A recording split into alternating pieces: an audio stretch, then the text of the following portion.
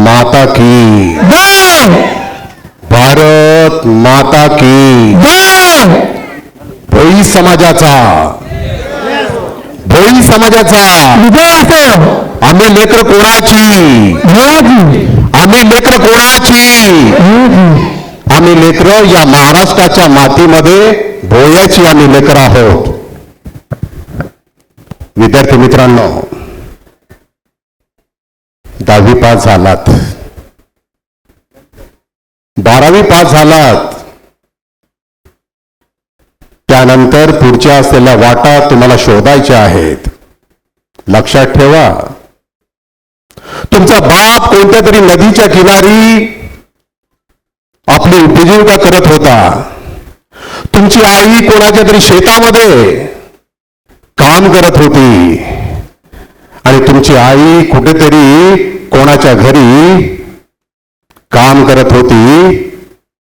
याची जाणीव तुम्हाला असेल तर तुम्ही तुमच्या असलेल्या कुटुंबाची खूप मोठ्या प्रमाणात विकासाची गंगा समोर वाहण्याचा प्रयत्न करणार आहात. जाणीव तुम्ही ठेवणार का? जाणीव तुम्ही ठेवणार? मला उत्तर तुमच्याकडून अपेक्षित आहे. जाणीव तुम्ही ठेवणार? और तुमचा बाप कधी काही एखाद्या नदीच्या किनारी, तलावाच्या किनारी 2-4 मासे मारून त्याच्यावरती तुमची उपजीविका करत होता.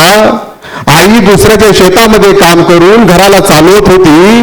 पण आज तुमच्यावरती जिम्मेदारी आहे या घराला वाढवणं, या घराला पुढे नेणं आणि या मायबापाचं असलेलं नावलौकिक या समाजाच्या असलेल्या वाटेवरती उभं करणं हे तुमचं कर्तव्य आहे. त्यासाठी तुम्हाला रात्रंदिवस एक करावं लागेल. त्यासाठी तुम्हाला कष्ट उपसावे लागतील आणि तुमच्या असलेल्या घराण्याचं नाव लौकिक करण्याची जबाबदारी तुमच्यावर आहे. गावात 12 बलुतेदारांच्या समोर, गावात 18 बलुतेदारांच्या समोर हे कुठेतरी भोयाचं लेकरू होतं याची जाणीव तुम्हाला करून द्यावी लागेल. त्यासाठी तुम्हाला रात्रंदिवस कष्ट आणि कष्ट उपसत राहावे लागतील. आणि म्हणून आज या नांदेड शहरामध्ये तुम्हाला एकत्र आणण्याचा प्रयत्न केला आहे. मी बऱ्याच दिवसापासून पाहतो आहे, नांदेड जिल्ह्यातल्या 16 तालुक्यामधून ही असली कमिटी फिरते आहे.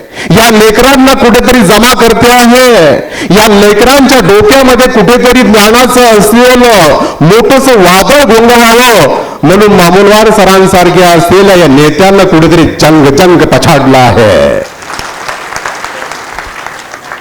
मग देगलूर तालुका असो, मग तो बिलोली असो, त्या असलेल्या मांजरेचा पट्टा असो की त्या असलेल्या गोदावरीचा पट्टा असो की कर्नाटकच्या असलेल्या सीमावर्ती भागातला भाग असो की तेलंगणाच्या असलेल्या प्रदेशातला भाग असो, अशा प्रत्येक ठिकाणी ही कमिटी सातत्याने फिरते आहे आणि आमच्या या लेकरांना या असलेल्या सभागृहामध्ये आणण्याचा प्रयत्न करते आहे. कशासाठी? तर हीच या महाराष्ट्राच्या मातीमध्ये भोयाची लेकरं सुद्धा आहेत आणि या भोयाच्या लेकरांनी पेटून उठावं, स्वतःला स्पष्ट करावं आणि त्यानंतर विविध असलेल्या चांगल्या असलेल्या मार्गावरती जाऊन मोठमोठ्या पदावरती त्यांनी स्वतःला त्या ठिकाणी स्पष्ट करावं म्हणून ही असलेली त्या ठिकाणी कमिटी समोर येताना दिसते आहे. या कमिटीला तुम्ही साथ देणार आहात का? देणार आहात? यस. मला तीच त्या ठिकाणची अपेक्षित असलेली बाब समोर येताना दिसते आहे. मित्र हो, या असलेल्या मान्यवरांना या असलेल्या व्यासपीठावरती आणावं, त्यांच्या अनुभवांना तुमच्यापर्यंत पोहोचवावं, त्यांच्यापासून काही मदत त्या ठिकाणी तुम्हाला होईल का ते देण्याची कामं या कमिटीने करण्याचा प्रयत्न या नांदेड शहरामध्ये केलेला आहे आणि तो खूप मोठा उपक्रम मी त्या ठिकाणी समजतो आहे. गोष्ट ही येते आहे की माझा मुलगा ज्या वेळेला 100 पैकी 100 गुण घेऊन इथे येतो, मी छाती ठोकपणे सांगतो की हो, हा माझा पोरगा, हा माझा भोयाचा पोरगा, याच्यामध्ये कुठेतरी कमतरता नाहीये. तो स्वतःला कुठेतरी स्पष्ट करण्याच्या असलेल्या मानसिकतेमध्ये आहे. 100 पैकी 100 गुण घेण्याची असलेली ताकद या भोयाच्या रक्तामध्ये आहे आणि ती दाखवून देण्याचा प्रयत्न माझ्या लेकरांनी या ठिकाणी केला आहे. माझ्या मुली माझ्या मुली ज्या वेळेला स्टेजवरती येत असताना मी त्यांचं कुठेतरी स्वागत करत होतो. मुलींना फक्त एकच सांगण्याचा त्या ठिकाणी माझा मार्ग आहे की बापाच्या असलेल्या इब्रतीला कलंक लागेल असं काम करू नकोस. समाजामध्ये नीट मानेने त्या ठिकाणी ताट माने उभी राहा आणि सांग की हो, माझा बाप सुद्धा या 12 बलुतेदारांचा आणि 18 अनुतेदारांतला कोणता तरी एक घटक भोई होता आणि त्या भोयेची मी लेख आहे. ही असलेली मानसिकता तू तयार ठेव आणि तुझ्या असलेल्या प्रयत्नांना सातत्याने चालू ठेव. हे मान्यवर त्या ठिकाणी तुला मदत करतील, दिशा दाखवतील आणि पुढील असलेल्या क्रिया त्या ठिकाणी पार पाडतील. ही असलेली बाब तरी या मंचावर तू सांगताना मला अभिमान वाटतो आहे. मित्र हो, माझाही बाब या नांदेड जिल्ह्यातला एसगीच्या असलेली किनारी माझा बाप कुठेतरी मांजरा नदीच्या किनारी मासे पकडण्याची कामं करायचा. माझी आई कुठेतरी त्याच मांजरा नदीमध्ये 2-4 असलेल्या टरबुजांना डांगरांना वाढवण्याची कामं माझी आई करायची आणि त्यानंतर घरी आल्यानंतर आपल्या असलेल्या संसाराला हातभार लावण्याची प्रक्रिया करायची. बाप संध्याकाळी मासे विकून आपल्या खिशात टाकलेले पैसे घरातल्या आईच्या समोर ठेवायचा आणि सांगायचा, अगं धना, ही आणलेली आजची कमाई आहे, ही कमाई घे आणि दुकानावरचं काहीतरी साहित्य घेऊन येण्याचा प्रयत्न कर. लेकरांच्या पोटामध्ये काहीतरी घाल. अजूनही ते दिवस आठवतात. सबरुडचा किनारा, एसगीचा किनारा, गंजगावचा किनारा, बिलोलीची मार्केट, कुंडलवाडीचा असलेला परिसर, धर्माबादचा असलेला परिसर, बासरचा असलेला नदीचा किनारा. माझा बाप ज्या वेळेला गोदावरीच्या नदीमध्ये माशांची मारी करत होता, मिळालेल्या मिळकतीवर आमचं घर भरत होता.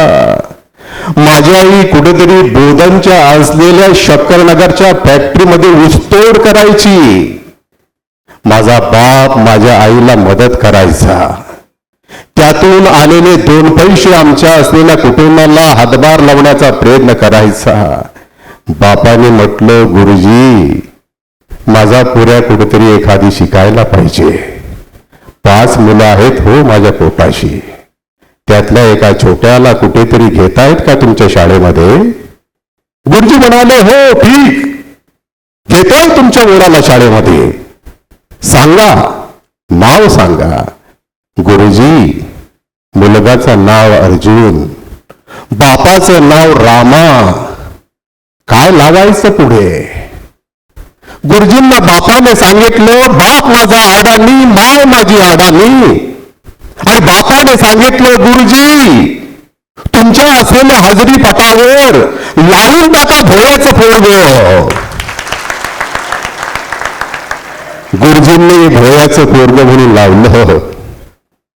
मास्तराच्या समोर गुरुजी म्हणाले, माझं पोरग गल्लीतून गावात जाईल, भोयाचं पोरग ओळखलं जाईल, गावातून तालुक्यावर जाईल, भोयाचं पोरग ओळखलं जाईल, जिल्ह्यावर जाईल, राज्यावर जाईल आणि त्याच्याही पुढे राजधानीच्या असलेल्या मार्गावर जाईल. 12च्या आणि 18च्या असलेल्या ठिकाणी ज्यावेळेला माझा पोरगा बसेल, तेल्याच्या पोऱ्यात, पाटलाच्या पोऱ्यात, देशमुखाच्या पोऱ्यात, धनगराच्या पोऱ्यात माझा भोयाचा पोरगा ज्या वेळेला बसेल, त्यावेळेला गुरुजी मलाही कुठेतरी माझ्या असलेल्या जातीचा अभिमान त्या ठिकाणी कळेल. बापानं कुठेतरी नाव टाकलं.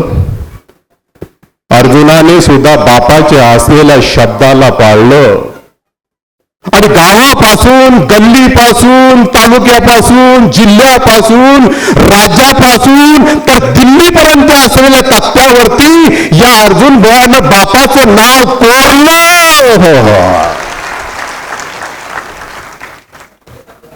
आज माझा बाप वरतून पाहत असेल तर म्हणत असेल, या नांदेड जिल्ह्यातल्या कष्ट केलेल्या माझ्या जिल्ह्यामध्ये जेव्हा माझं पोरग बोलतंय, जेव्हा माझं पोरग गरजतंय, बापाच्या नावावर सांगतंय, भोळ्याचं पोरग म्हणून स्वतःला त्या ठिकाणी समोर ठेवतंय, माझा बाप वरतून आजही मला त्या ठिकाणी आशीर्वादाची असलेली मालिका माझ्यापर्यंत पोहोचवत असेल.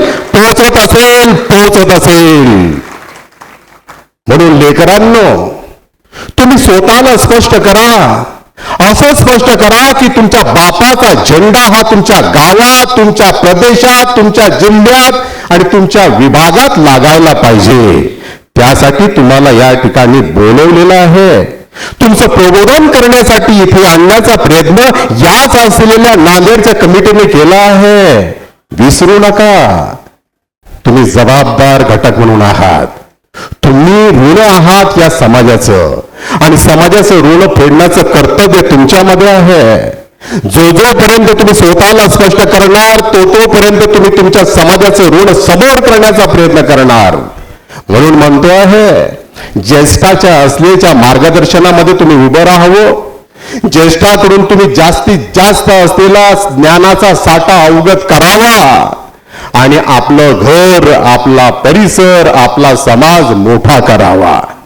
एमपीएससी यूपीसीच्या मोठमोठ्या परीक्षेला तुम्ही बसावं, सातत्याने अभ्यास करावा आणि त्यानंतर तेल्याच्या पोरेलाही सांगावं की हो, हा भोळ्याचा पोरगा आहे. गावातल्या देशमुखाच्या पोऱ्यालाही सांगावं, हो, हा भोळ्याचा पोरगा आहे. आणि तुमच्या गावातल्या असलेल्या पंचकृषीतल्या लोकांनी सांगावं की हा आमच्या असलेल्या भोळ्याचा पोरगा आहे. सांगायचं तात्पर्य एकच की या 16 तालुक्यातून आलेल्या माझ्या मायबापांना मी या व्यासपीठावरतून नतमस्तक होतो. त्यांनी आपल्या लेकराला इथपर्यंत आणलं आहे. ज्ञानाची गंगा त्यांच्यापर्यंत पोहोचवण्याचा प्रयत्न व्हावा म्हणून त्यांनी पदरमोड केला आहे. गाड्या करून इथपर्यंत असलेली ही मायबाप लेकरांना घेऊन आलेली आहेत. कशासाठी? तर यांनी जो अट्टहास केला होता त्या अट्टहासाला पूर्णत्वाच्या मार्गावर नेण्यासाठी त्या बापानं, त्या मायनं पैसे खर्च करून तुम्हाला इथपर्यंत आणलं आहे. जाणीव ठेवा. 16 असलेल्या तालुक्यातल्या आणि माझ्या समोर बसलेली एक भगिनी आहे. तेलंगणा राज्यातून ती आली आहे. बोधन असलेल्या ठिकाणावरून ती आपल्या लेकराला घेऊन आली आहे. आणि मला एकच म्हणायचं आहे की डॉक्टर साहेबांची कुठेतरी भेट होईल. त्यांना माझ्या असलेल्या कामाच्या बाबतीमध्ये मी सांगेल. अशाच प्रकारे संपूर्ण असलेले मायबाप या असलेल्या व्यासपीठाच्या समोर बसले आहेत. म्हणून लेकरांनो, तुमचं कर्तव्य कोणतं आहे ते अगोदर ओळखा आणि कर्तव्याच्या परी तुम्ही काम करा. त्यासाठी तुम्हाला शुभेच्छा देण्याचा प्रयत्न करतो आहे. मान्यवरांनी 2 शब्द बोलण्याची मला संधी दिली आणि व्यासपीठावरती येण्याचा त्या ठिकाणी सन्मान केला. या व्यासपीठावरच्या असलेल्या या संपूर्ण कमिटीच्या ऋणात मी आहे. माझ्याकडून काहीतरी या असलेल्या कमिटीला मदत होण्याचा प्रयत्न होत असेल भविष्यात, निश्चित करण्याचा प्रयत्न होईल. आणि म्हणून या ठिकाणी माझा भाऊ बसला आहे. माझा भाऊ समर्थ आहे याची पूर्ण मला कल्पना आहे. माझा भाऊ माझ्या भावाचा असलेला फाउंडेशन मुंबईमध्ये नाही तर पुण्यामध्ये चालतं आहे. माझा भाऊ फाउंडेशनच्या माध्यमातून अनेक गरिबांच्या असलेल्या लेकरांना पुण्यामध्ये त्या ठिकाणी घेऊन जातो आहे. आणि त्यामुळे भावाच्या माध्यमातून जेवढं काम होईल निश्चित मदतीसाठी माझा भाऊ त्या ठिकाणी उभा असेल.